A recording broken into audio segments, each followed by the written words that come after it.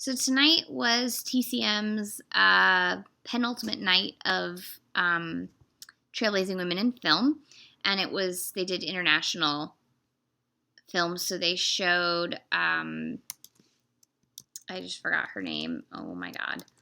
They showed the original version of Gigi, which I really hate. Gigi the musical, and I'm not the biggest fan of the other version of Gigi either, but I prefer it. This one's by Jacqueline Audrey. I just don't like this story of Gigi at all. Sorry, Colette. Then they showed, I'd actually seen that before on TCM 5 years ago. They showed it, so showed it doubled with the other Gigi, and I hadn't seen either. I think at the time, and I was watching them both. I don't know. Then they showed Agnes Varda's Cleo from 5 to 7, which I was fortunate enough to see in 35mm once upon a time at the Pacific Film Archive when I was in college. It's a brilliant film. I love Agnes Varda. Then they showed Salaam Bombay by Mira Nair. It's her first feature film after making several documentaries.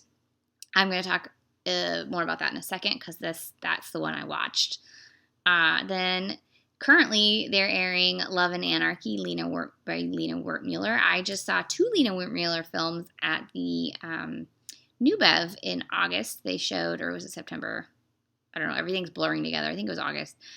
They showed Love and Anarchy and Swept Away. It's a very strange one. Love and Anarchy is also available, I believe, streaming on Amazon Prime. So you can watch it on there. They are then going to show the epic Jeanne Dielman. I'm not reading the rest of the title, but Chantal Akerman's Jeanne Dielman. Chantal Akerman obviously just passed away. She's one wonderful director. I've seen several of her films.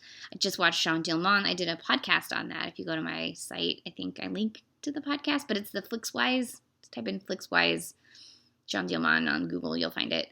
It's a very long film, and they're actually going to show it at the Cinefamily in a few weeks. In memoriam for Chantal Akerman, and I don't know if I have the capacity to sit through it in a theater. It's so long. Then they're showing Jane Campion's An Angel at My Table, which I watched a few months ago, and is an amazing, heartbreaking biography of poet Janet Frame, and it's great. And you should. That one's so An Angel at My Table. Jeanne Dielman are both available from Criterion, so they're probably streaming on Hulu for rent. And Cleo from 5 to 7, also Criterion. So Salaam Bombay gets some comparison to Slumdog Millionaire, obviously, because it is about street kids growing up in Bombay, now known as Mumbai. But basically, they're very kind of different. It's about a kid who was kicked out of his house for setting his older brother's motorbike on fire after his older brother steals his money. So his mom kicks him out, leaves him at the circus, says you have to earn 500 rupees to come home. Rupees.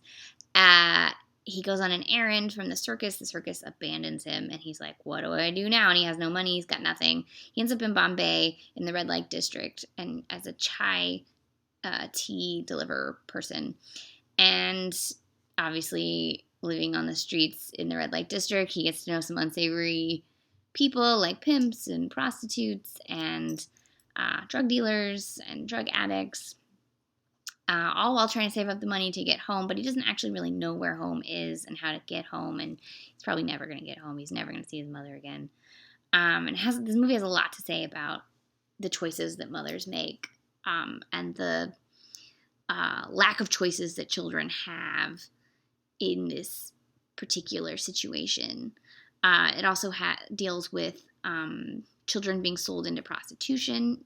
The main character befriends a girl who's been purchased by the brothel so they can sell her virginity to the highest bidder. And then she will continue to be a prostitute. And they show how she goes from being this very sad, scared girl to being groomed into becoming this prostitute. And it's horrific. Pretty much this whole movie is horrific and really just so sad. But the story outside of the film, the story of the film's production is hopeful. She set up a trust for the street children who worked on this film. That is a cat whisker. For the children who worked on this film, and it's still running today, helping children in several cities in India to rise from working in the streets to having like actual jobs. There's a small scene with Irfan Khan, whom I love. He is so attractive. He's like 20 in this movie. It's ridiculous. He was one of the actors who helped train the children who worked in this film, because they were all actual street kids from Bombay. This is a tough film. I'm not sure if it's on DVD at all. I know that Criterion has released Monsoon Wedding, because I just bought that during their most recent flash sale, because it came with seven of Mira Nair's shorts. I'm really excited to watch those. So this was a tough film, but really great and really heartfelt. And I think Nair is one of the like great working filmmakers today. She's got a point of view, and she puts it in all her films. And she's just, she's like, she's one of those women who understands that if she doesn't tell the stories that she knows she can tell, no one's going to tell these stories. And I think that's essential. That's kind of the whole point of this entire series, was to show that if women don't get to tell these stories as women filmmakers, no one tells these stories. And that's depressing when you think about how of the top 250 films coming out each year in America, only 7% are directed by women. Think of all the stories that aren't being told. It's depressing.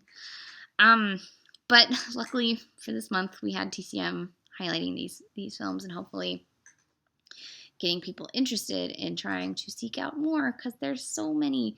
I mean, nobody even watches 7% of all the films, right? Like 7% of 250 is, I'm going to pull a calculator. Okay.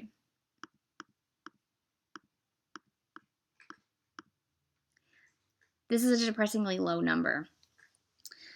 That's 17 films out of 250.